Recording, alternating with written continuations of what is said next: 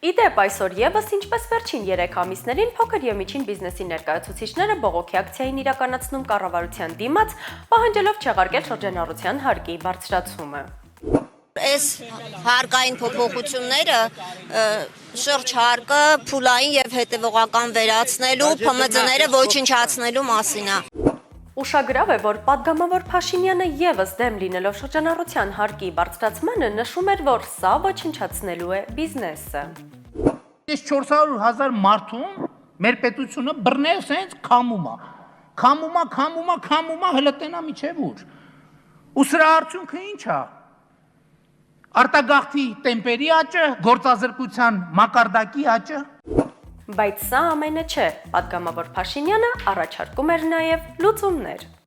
Միջև 58 միլիոն շրջանառություն ունեցող ընկերություններ բացի եկամտահարկից ուրիշ ոչ մի հարկ պիտի չվճարեն։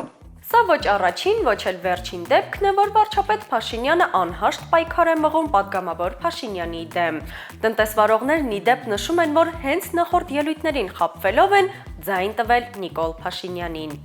Հարց է առաջանում, եթե 2016 թվականին շրջանառության հարկի բարձրացումը ժողովրդին քամելու մեթոդ էր, ապա ինչ մեթոդ է 2025 թվականին։